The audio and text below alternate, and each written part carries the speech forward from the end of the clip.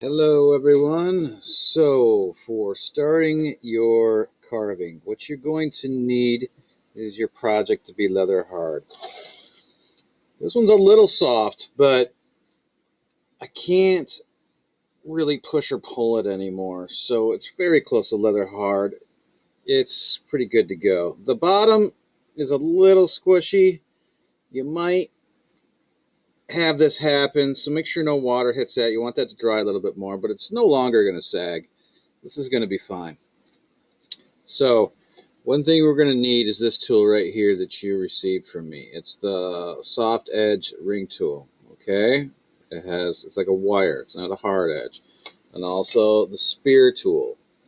We're going to use the curved end right here. First we'll use this tool though, especially when your clay is softer. This is a good tool to use. First thing I want you to do is look at your project. When you're doing this kind of carving, you can just look into little bumps in areas that you want to bring out from your work. But if you don't see anything, you can always just make something up too. Let's say, for instance, right here, I just see this little bump. And so what I want everybody to do right now is just this. Even if you don't see a bump or not, take the end like so and stick it in the clay. Okay, try that. And just move down and do a little turn. Remember, this is an organic project, so no straight lines really or anything like that. You just do a little bit of a little comma, okay, or question mark type of thing, a little comma. You go deep. If you have deep clay in here, you'll want to use all of the depth. So you have a little trench. You can start with a trench, but remember, in the end, you're not supposed to have any for the grading. Once you have this trench, what you do then is you curve the tool. So look right here, I have this in here, and then I curve it this way so it's laying on the end. And I start then rounding this out, like so. Rounding it out. So then this starts to come over here and just flow into this form on this side. Okay? So I need to go back a little bit to keep this in focus. Now, I'm going to do the same thing over on the other side. Important that you do it on both sides. Round it out. Round that out. So what I'm doing with the detailing is I'm carving smaller forms into my larger ones. This is why you shouldn't have had your piece be too thin. Now, I'm going to maybe take the camera in here a little bit, show that these forms come in here. Now I have a lot of thickness here, so I want to go even more. Go in even more, go in deeper. So I'll dig deeper with the edge into that crevice and then round it out even more. One thing I can do from here is just get a little bit expressive with it. So maybe it's right here, it's following into the, it's pinching together. Maybe it comes apart a little bit more right here. Maybe it comes apart a little bit more right there. So I could dig this out so it comes apart and then it goes back together over there. Okay? Back together over there. Now there's another important thing to keep in mind too, is that it doesn't all have to follow the same, like let's look at this angle right here. I don't want you making this project smaller by carving, not at all. So you would never just carve this whole edge down to make this whole thing smaller. Never. I don't want this, the whole thing I like really am adamant about is like, don't make the whole thing smaller. But let's say you want to make it a little bit more expressive. Maybe right here, I come in and then back out again. So you're just going to make everything a little bit more dramatic. All right, so forgive me, this is my first screencast if I'm trying, so I'm hoping that's going to be okay. I can come in. And then maybe I want to make this like a separate form right here. It's like a little boulder that's going to be coming out. And I can round this out. You're just going to always round everything out. Okay? So as you see, I didn't have to stay with this coming straight over. It could come down in and back out again. But don't make it go all the way in. Alright? Then maybe right here, I'm going to actually have these forms separated from each other. How about that? Because I started that doing it right there. So I'll come in and go deeper here. And then make sure I round this here.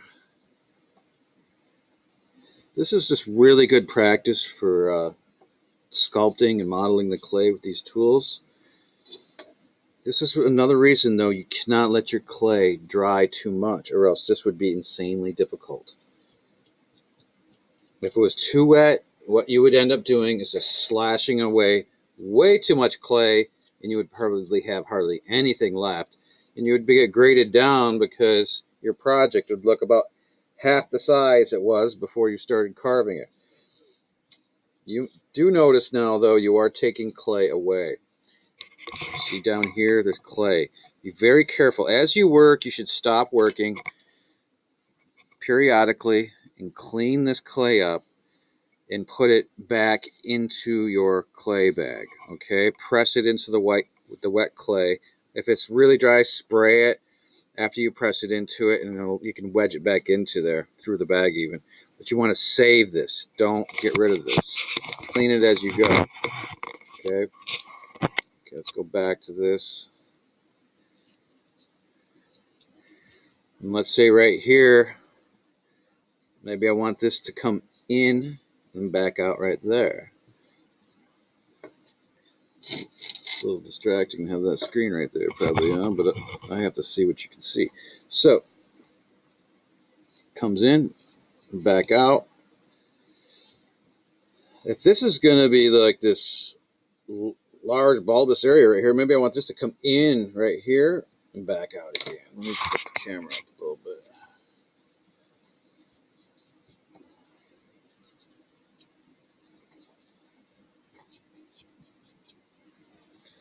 Work with the thickness of your clay, though. You have thick clay, work with it. Don't sculpt onto the surface. If you have thick clay, take these trenches into the thickness of it, because you need to sculpt it out anyway.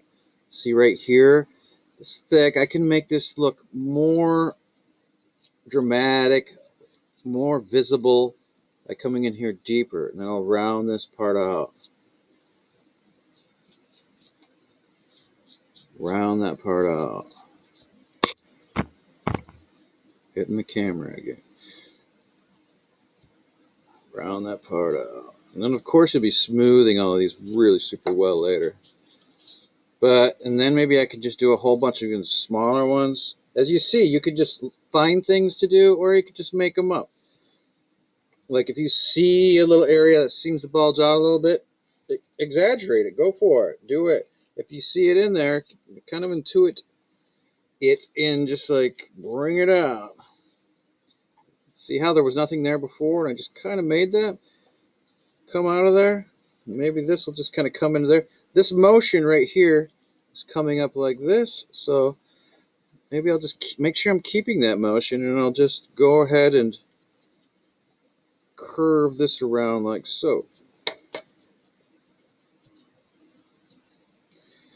Okay. So try that out. Remember, there's a lot going on here. What did I have here before when I started? Nothing. It was just flat clay that was coming up through here. And I just brought out all of these forms. First thing you do, just do a little curved line, and then just start breaking out forms. Check out this piece right here. This piece is a little dry. Let me spray it so it's not confusing, because you don't want your piece to be this dry. But this is the start of a piece. It's not done. This wasn't mine. This was a student's. I just went into the studio today and saw this, and I was like, I'm going to grab this and bring it in. But they had this pinch work that they were bringing all of these out here. They were not done doing it, but they were bringing all these forms out. Look at right here. They're coming in here and separating this. They were probably going to go deeper here. Right here, they're bringing forms out. Look on the bottom, how they're kind of coming around. They're going to keep going deeper there. But this is what you're doing. And I have more videos in the Google Classroom that you can access as well to start bringing the forms out. Okay? Just start slow with just bringing one little curved line and rounding it out both directions. All right.